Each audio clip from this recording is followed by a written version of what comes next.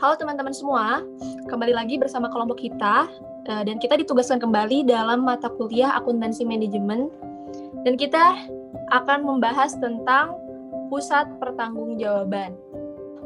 Kita dari kelompok 5 dari kelas 5D akuntansi manajemen. Di sini ada anggota kelompoknya yaitu saya sendiri, Mega Putri Rusyabani, ada juga Syifa Amalina, ada juga Della Maulina dan juga Nurul Rizkia Utami. Nah, sebelum masuk ke pusat pertanggungjawaban itu apa, kita harus tahu dulu struktur organisasi perusahaannya. Nah, di sini struktur organisasi perusahaan ada dua, yaitu yang terpusat atau sentralisasi dan juga desentralisasi. Nah, untuk sentralisasi, definisinya di sini hanya sedikit wewenang yang dilimpahkan atasan kepada bawahannya. Sedangkan untuk desentralisasi akan banyak terjadi pelimpahan wewenang dari atasan kepada bawahannya. Jadi di antara kedua ini kita bakalan memilih sentralisasi atau desentralisasi. Nah, ternyata di sini untuk struktur organisasi perusahaan, semakin besarnya suatu ukuran perusahaan, biasanya struktur organisasi akan mengarah pada sistem desentralisasi. Kenapa? Karena rentang pelimpahan wewenang organisasi biasanya berada di antara sangat terpusat sampai sangat terdesentralisasi, dan kebanyakan perusahaan berada di tengah-tengah dengan kecenderungan mengarah ke desentralisasi tadi. Nah, sekarang kita masuk ke tahap pusat pertanggungjawabannya itu apa?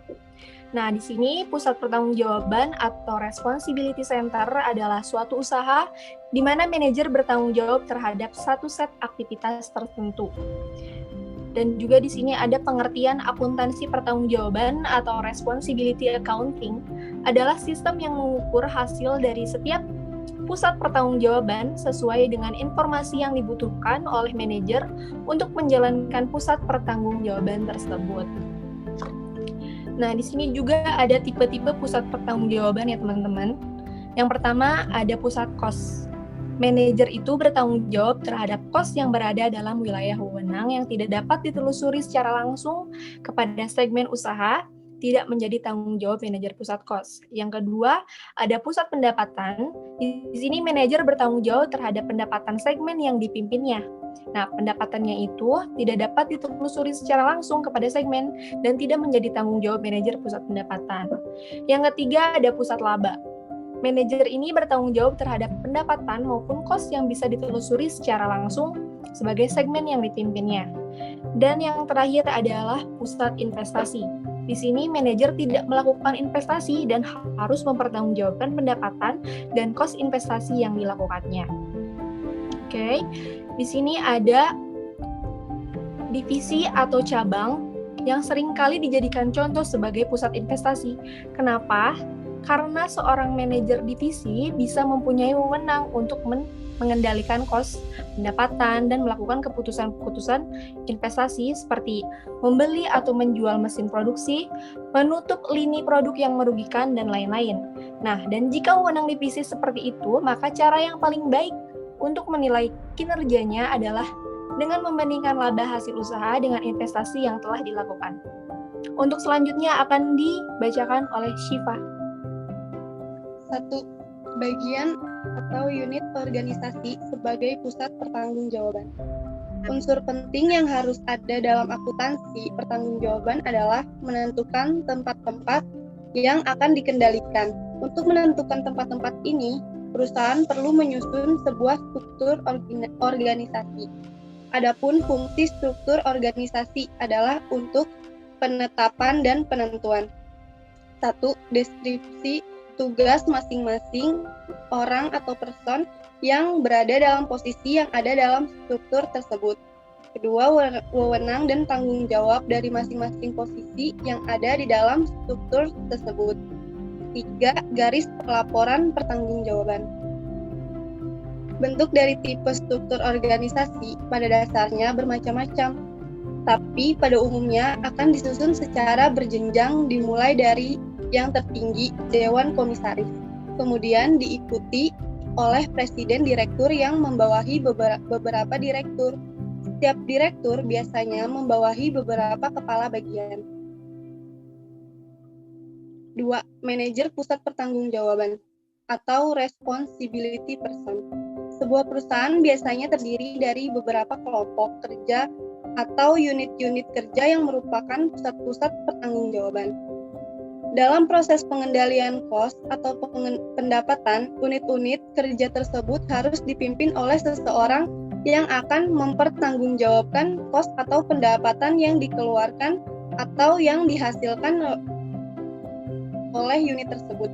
Orang yang mempertanggungjawabkan cost atau pendapatan tersebut sebagai manajer pusat pertanggungjawaban atau responsibility person.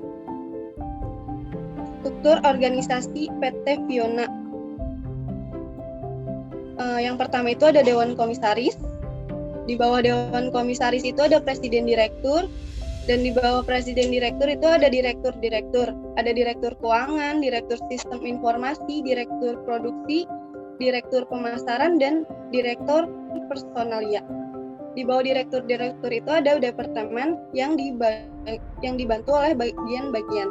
Departemen Pemeliharaan, Departemen Pengawasan Operasional, Departemen Pengawasan Kualitas Produksi dibantu oleh bagian pemotong, bagian perakitan, dan pengepakan. Tiap bagian atau posisi digambarkan dalam bentuk kotak-kotak atau posisi merupakan tempat pertanggungjawaban atau biasa disebut dengan pusat pertanggungjawaban. Misal, kotak dengan nama bagian pemotongan. Selanjutnya, oleh Dela. Selanjutnya ada anggaran. Anggaran yaitu berbeda dengan penganggaran atau budgeting. Anggaran merupakan pernyataan mengenai estimasi kinerja yang hendak dicapai selama periode waktu tertentu yang dinyatakan dalam ukuran finansial. Sedangkan penganggaran adalah proses atau metode untuk mempersiapkan suatu anggaran. Penganggaran adalah kegiatan operasi yang ditentukan di muka sebelum operasi sesungguhnya berjalan dan kegiatan tersebut dijabarkan dalam bentuk uang atau finansial. Selanjutnya yaitu ada faktor-faktor yang harus diperhatikan dalam penyusunan anggaran. Beberapa faktor tersebut yaitu sebagai berikut. Yang pertama ada partisipasi dalam penyusunan anggaran. Ada dua yaitu top-down approach dan bottom-up approach. Pada pendekatan top-down, manajemen senior akan menciptakan besaran anggaran untuk manajemen yang berada di bawahnya. Sedangkan pada pendekatan bottom-up, manajemen pada tingkat yang lebih rendah ikut berpartisipasi dalam proses penyusunan anggaran. Manajemen tingkat lebih rendah akan memberikan masukan, misalnya seberapa besar target yang sanggup mereka capai, kondisi yang dihadapi saat ini, dan lain sebagainya. Dengan mempertimbangkan masukan dan informasi dari manajemen level lebih bawah, maka manajemen senior menyusun anggaran. Yang kedua yaitu ada tingkat kesulitan target anggaran. Target yang ditetapkan oleh manajemen yang lebih tinggi cukup besar pengaruhnya terhadap pelaksana. Target yang terlalu tinggi akan membuat pelaksana atau penanggung jawab anggaran menjadi putus asa. Untuk memenuhi target tersebut, sebaliknya jika terlalu rendah juga tidak baik. Target yang ditetapkan dalam anggaran hendaklah cukup menantang tapi mungkin untuk dicapai. Yang ketiga yaitu ada keterlibatan manajemen senior. Dalam pendekatan bottom up, walaupun anggaran awal disusun oleh pelaksana atau penanggung jawab anggaran, tidak berarti manajemen senior tinggal menyetujui saja.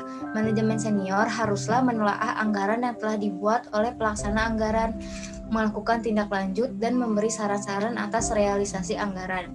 Hal ini penting sebagai umpan balik bagi pelaksana dan membuatnya lebih termotivasi dalam usaha untuk mencapai target yang telah disepakati bersama. Selanjutnya yaitu ada laporan penanggung-jawaban. Laporan penanggung-jawaban merupakan bagian internal dari sistem akuntansi pertanggungjawaban. Laporan ini merupakan sarana untuk penilaian kinerja dari pusat-pusat pertanggungjawaban.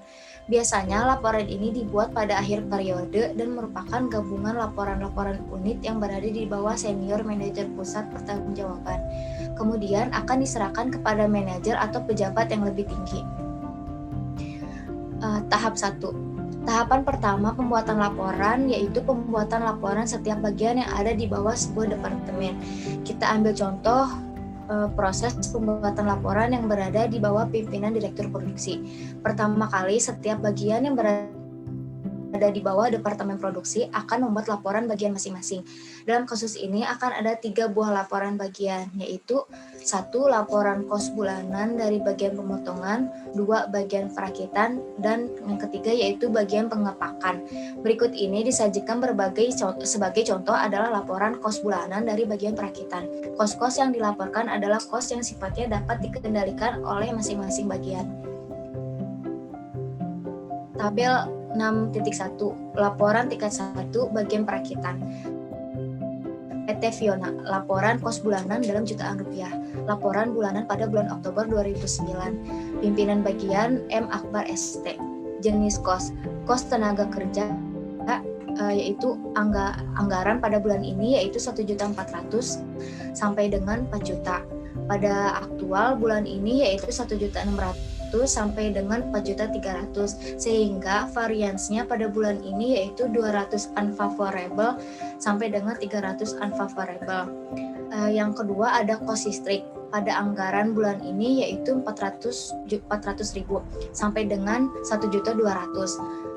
Aktual pada bulan ini 350.000 sampai dengan 1.100.000, sehingga variansnya 500 favorable dan sampai dengan 100 favorable.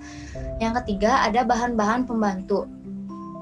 Anggaran pada bulan ini yaitu 1 juta sampai dengan 2.800.000. Aktual pada bulan ini yaitu 940 sampai dengan 2.640.000. Variansnya pada bulan ini 60 favorable sampai dengan 160 favorable. Premi lembur pada bulan ini anggarannya yaitu 600.000 sampai dengan 2 juta. Aktual pada bulan ini 640 sampai dengan 2.200.000, sehingga variansnya 40 unfavorable sampai dengan 200 unfavorable. Lain-lain pada bulan ini anggarannya yaitu 800.000 sampai dengan 2.800.000. Aktualnya pada bulan ini 8.200.000 sampai dengan 3 juta. Varians pada bulan ini 20 favorable sampai dengan 200 unfavorable, sehingga totalnya anggaran pada bulan ini 4.200.000 sampai dengan 12.800.000. Aktual pada bulan ini 4.350.000 sampai 3.240.000, sehingga variansnya yaitu 150 unfavorable sampai dengan 440 unfavorable. Selanjutnya akan dilanjutkan oleh Nurul. Baik, di sini ada tahap kedua. Yang pertama, setiap bagian akan menyerahkan laporan yang telah dibuat kepada kepala departemen. Kepala